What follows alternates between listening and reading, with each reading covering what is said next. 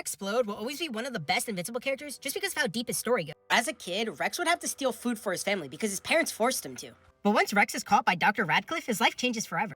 Dr. Radcliffe ends up seeing potential in Rex and decides to track him down all the way to his house. We learn that Rex's parents are horrible people. Without thinking twice, his parents decide to give Rex away to Radcliffe for a steak dinner and some money. You would think a little kid would be so shocked, but with all the neglect going around of his parents, he uses this opportunity to become a new person, and Radcliffe gives him a new life. A life-fighting crime. Radcliffe ends up convincing Rex to go through with surgery to make him superhuman. With his newfound powers, he realizes he has molecular acceleration. Since Rex could do everything a superhero could, why not start using him? From bank robberies to assassinations, Rex thinks he's being a hero. But after one job leads to another, Radcliffe gives him his hardest mission yet. He has to go blow up the Pentagon. The night before his big mission, he runs into this guy, who finds himself in a horrible scenario because Atom Eve is there to stop him from robbing a bank. That's when we get the first encounter between Rex and Eve. After finishing off that fight, Rex explains to Eve everything going on with his life, how his parents abandoned him, how he works for someone who is kind of like his dad but also his boss. He has some superhuman abilities where he can explode things,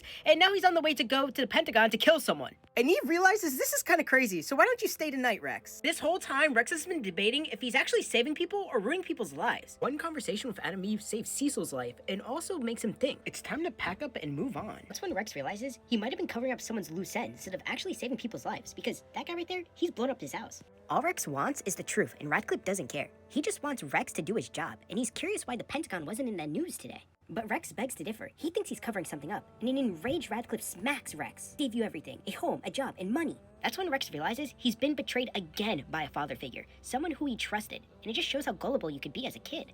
But Rex never had a family, so how can he expect to understand all of this? Radcliffe wants to destroy Rex now because he cannot let go. He says, I gave you everything, I gave you power. And Rex with his last breath begs him to stop, and by accidentally ignites his glasses. Boom! Rex starts freaking out because he has to tie up all his own loose ends. Boom! With nowhere else to go, he goes to Atom Eve to get some help, because he has no other family, no friends, only Eve. Time passes with Atom Eve and Rex together now. Rex realizes he could look up his old family on the internet. That's when you find out Rex's family started a whole new life after taking all that money and abandoning him as a child. An enraged Rex just wants to blow up the whole house. But Rex feels he's a coward for not blowing up the house, but Eve says, no, I just think it makes you a good person. And Rex goes, I guess I could just come back another time.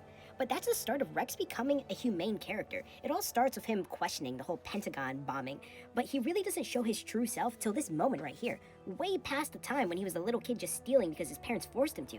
Rex was raised as a weapon, and because of that, his story arc throughout Invincible, and even in the show, is one of my favorites, just because it shows how a person that has no real morals could finally gain some, have a backbone, and do what's right, and that's why I love Rex Splode in Invincible.